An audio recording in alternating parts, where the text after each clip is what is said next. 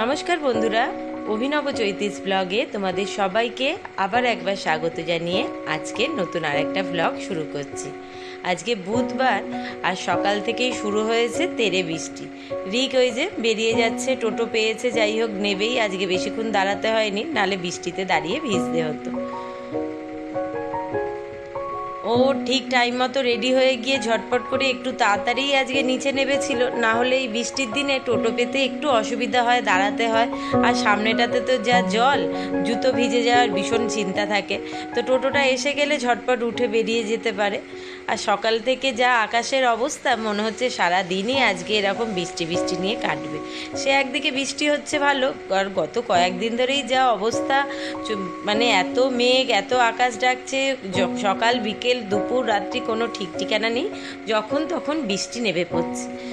তো ও বেরিয়ে যাওয়ার পর দাদা বসেছিল ঘরে। সকালবেলা আজকে চাটা করে দেয়া হয়নি, যেহেতু রিকের খাবার দাবার করতে একটু দেরি হয়ে গেছিল, তাই ওকে চাটা এখন বসিয়েছি দেবার জন্য। আর জলখাবারটাও একেবারেই নিয়ে নিচ্ছি।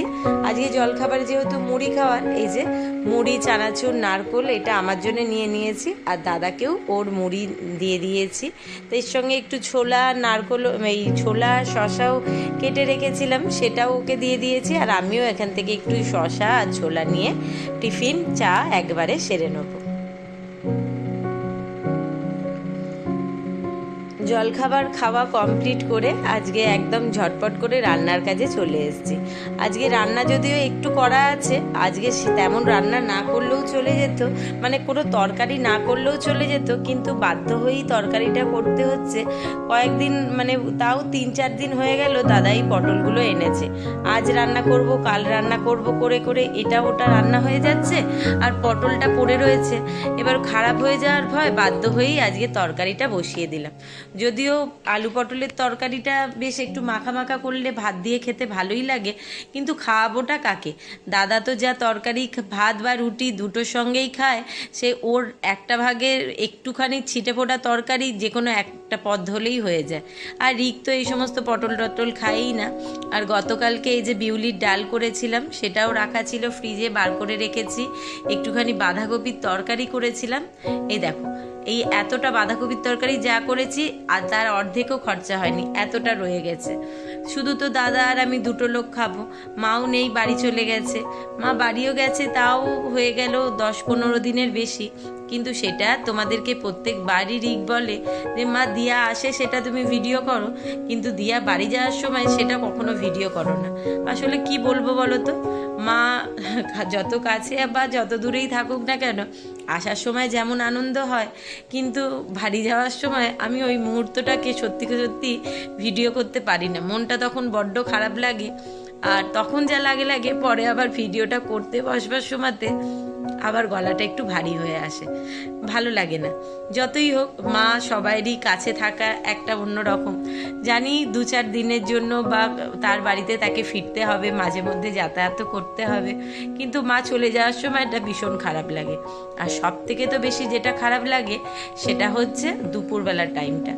মা ওই দুপুরের টাইমটা, আমি ঘুমাই আর না ঘুমাই, একটুখানি যখনই শুতে যাব বা যদি নাও শুই, তাহলে মা জোর করে বকেও তার কাছে শোয়াবে। আর মাও যেটা জানে ভীষণ, যে মায়ের এত সুন্দর নরম হাত, একটুখানি মাথায় হাত বুলিয়ে দিলে কিভাবে যে ঘুম এসে যায়, আর এত অসম্ভব আরাম লাগে মাথাটায়, থাকতে পারি না। ওই জন্য দুপুরবেলার টাইমটাতে মোটামুটি কাজ থাকুক বা নাই থাকুক, একটুখানি চেষ্টা করি মায়ের কাছে শুতে। দুপুর বলবো না, রাত্রিবেলাও মায়ের কাছে একটুখানি শুয়ে পড়লে মা এত সুন্দর মাথায় হাত বুলিয়ে দেয়, এত আরাম হয়, চোখগুলো যেন মনে হয় আরামে বন্ধ হয়ে আসছে। তো সেই জন্য মা চলে যাওয়ার সময়টা আর ক্যাপচার করি না, একটু খারাপ তো লাগেই। আর বিশেষ করে এই মুহূর্তগুলো বারবার করে আরও বেশি মনে হয় যে যেমনই হোক মা মাই হয়। আর সত্যি কথা বলতে কি, মায়ের কথা বিশেষ করে আলাদাভাবে কাউকেই তেমনভাবে বলার কিছু নেই, কারণ সবার জীবনেই মা হচ্ছে একটি, মা বলে না, বাবা মা পরিবার প্রত্যেকের কাছেই একটা অমূল্য সম্পদ। কারণ এই যে পরিবারের মধ্যে প্রত্যেকটা মানুষের সঙ্গে প্রত্যেকটা মানুষ এমনভাবে জুড়ে জুড়ে বেঁধে বেঁধে থাকে, আর তার মধ্যে সবচেয়ে সবচেয়ে শ্রেষ্ঠতম দুজন প্রাণী হচ্ছে মা আর বাবা।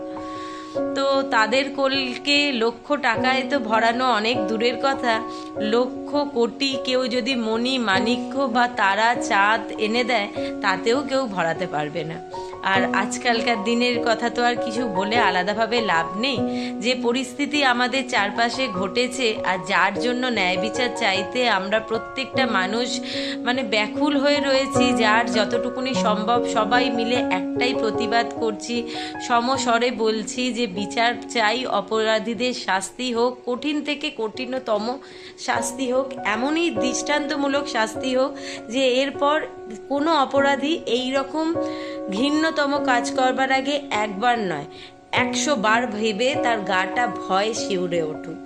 তো সেইখানে আমাদের মা বাবা হয়তো গেছে দূরে, আবার কখনো সময় পড়লে ডাকলেই সে দৌড়ে আমার কাছে আসতে পারবে। বাবার কথা বলবো না, উনি তো অনেক বছর আগেই না ফেরার দেশে পাড়ি দিয়েছেন আমাকে মাকে একা ফেলে রেখে।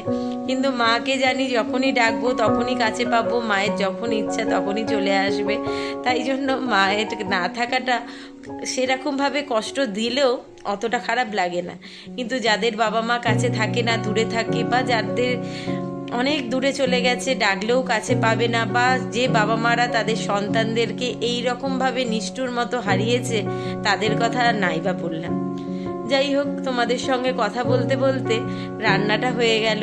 একটুখানি নিরামিষের যেহেতু আলু পটলের তরকারি করলাম, একটুখানি পোস্ত, কাজু বাদাম, চারমগজ, আদা, টমেটো, কাঁচা লঙ্কা সব দিয়ে বেশ একটু মশলা বানিয়ে নিয়ে একটু মাখা মাখা তরকারি করে নিলাম। দেখতেই পেলে রোজকার হলুদ, লবণ, লঙ্কা, একটু জিরে গুঁড়ো, হিং, গোটা জিরে, গোটা গরম মশলা ফোড়ন দিয়ে একটু নামাবার সময়তেও ঘি, গরম মশলা দিয়ে ভালোভাবে তরকারিটা করেছি। যেন দেখতেই পেলে তরকারিটা যে পরিমাণে হয়েছে আমার মনে হয় এখন 2 দিন না 3 দিন চলে যাবে।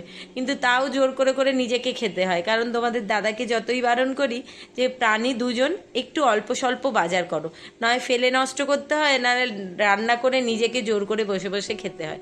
তোমরা তো এত কম খাও যে আমার ফেলতেও গায়ে লাগে, জোর করে বাধ্য হয়ে খেয়ে ফেলতে হয়। যাই হোক, ওই দিকের তরকারিটা হয়ে গেছে, আর ডালটা তো বাঁধাকপির তরকারি ওগুলোও গরম করে নিলাম একবারে। ভাতটাও হয়ে গেছে, 1 ফুট করে নাবিয়ে রেখেছি, পরে আর একটা ফুট দিয়ে ফ্যান ঝরতে দেবো।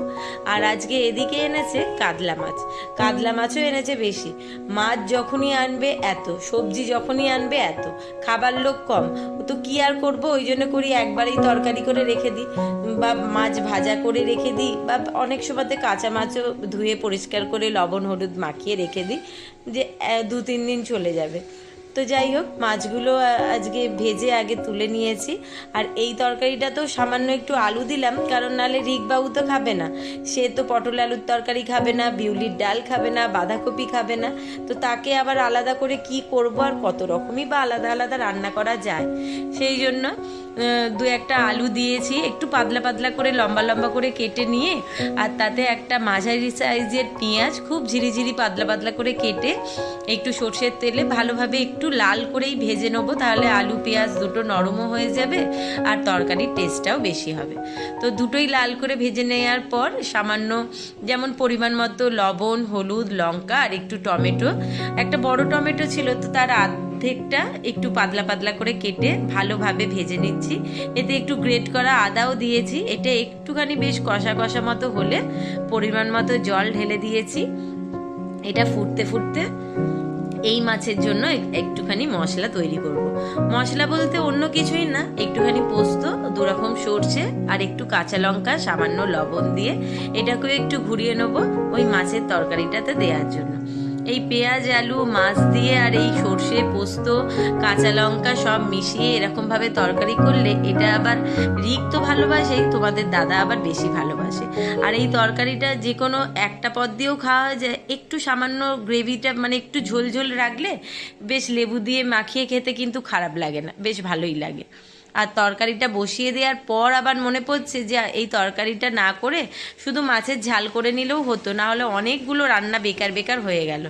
গতকাল রাত্রিবেলায় একটুখানি চিকেন কষা হয়েছিল, রুটি দিয়ে খাওয়া হয়েছে, তো আমি একটু চিকেনটা বেশি হয়েছিল বলে কিছুটা তুলে ফ্রিজে ঢুকিয়ে রেখেছিলাম, সেটার কথা একেবারে গেছি ভুলে। আর যখন তরকারিটা বসিয়ে দিয়ে মানে আলু পেঁয়াজ ভাজা করে দিয়ে টমেটোটা ফ্রিজ থেকে বার করতে গেছি, তখন দেখি ওমা ডিপ ফ্রিজে মাংসটা ঢুকিয়ে রেখেছি, সেটা তো একেবারে মনে নেই। আর ডিপ ফ্রিজ তো নয় এটা আমার, এটা হচ্ছে একদম আইসল্যান্ড, যার দরজাটা খুলতে হয় অনেক ভেবে চিনতে আস্তে সেস্তে। দেখছো পাল্লাটাও যায় আটকে, এমন বরফ জমে যে নিচের ট্রেটা আর খুলে বার করতে পারি না।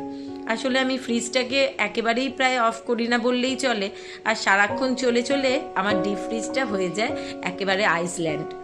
ওই চিকেন কষাটাও বার করে রাখলাম, তাহলে মাছের তরকারিতে গ্রেভিটা একটু মাঝে রাখবো, একটু মাখো মাখো টাইপের। আর এই চিকেনটাও একটু বার করা থাক, রিগ আসলে তখন গরম করব। আর এখন তো যা বরফ জমে গেছে, এটা গলতেও মোটামুটি 1-1.5 ঘন্টা সময় লাগবে, রিগ আস্তে আস্তে ততক্ষণে নর্মাল হয়ে যাবে। ওদিকে মাছের তরকারিটাও হয়ে এসছে, নামিয়ে নেবো। আর তারপর ভাতটা আর একবার ফুটিয়ে নিয়ে মনে করেছি একটুখানি মুগ কড়াই আর ছোলার ডাল মিশিয়ে সেদ্ধ বসাবো প্রেসারে। আসলে ওবেলা রিক বলেছে যে মা অনেক দিন তরকা খাওয়া হয় না, একটুখানি তরকা করো, তো সেইটাই মনে করলাম। অন্যান্য রান্না যখন হয়ে গেছে আর দাদা বেরোতে এখনো কিছুটা সময় আছে হাতে, তাহলে ওই মুগ কড়াইটাই সেদ্ধ করে রেখে দিই, তাহলে ওবেলা ঝটপট করে মশলাটা করে একটু ফ্রাই করে নিলেই হয়ে যাবে।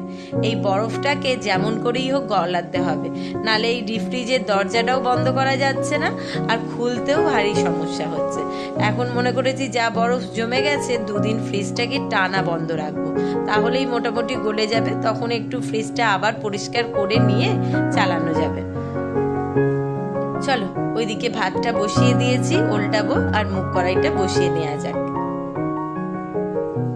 এই যে ছোলার ডাল আর মুগ কড়াই পরিমাণ মতো নিয়ে ধুয়ে বসিয়ে দিয়েছি, তাতে একটু কাঁচা লঙ্কা, একটুখানি সামান্য সর্ষের তেল, পরিমাণ মতো নয় সামান্য একটু লবণ, আর দিয়ে দিলাম একটু হলুদ, সব দিয়ে 3-4টে সিটি দিয়ে দেবো।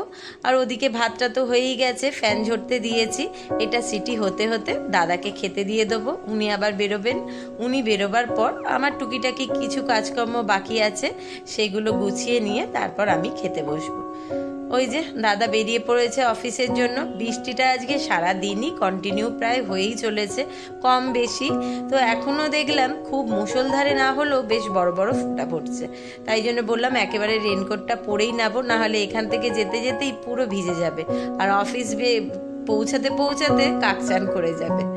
তো ও মোটামুটি হয়ে গেছে, ও বেরোবে, আর তারপর আমি মোটামুটি যেটুকু কাজকর্ম বাকি আছে সেগুলো সেরে নিয়ে খাওয়া দাওয়া সারবো। তার আগে চলো আজকের ভিডিওটা এখানেই শেষ করছি। সকলে ভালো থেকো, সুস্থ থেকো। ভিডিওটা ভালো লাগলে অবশ্যই একটা লাইক করো, কমেন্ট বক্সে তোমাদের মতামত জানিও, আর চ্যানেলটাকে সাবস্ক্রাইব করো। ফেসবুক থেকে দেখলে পেজটা ফলো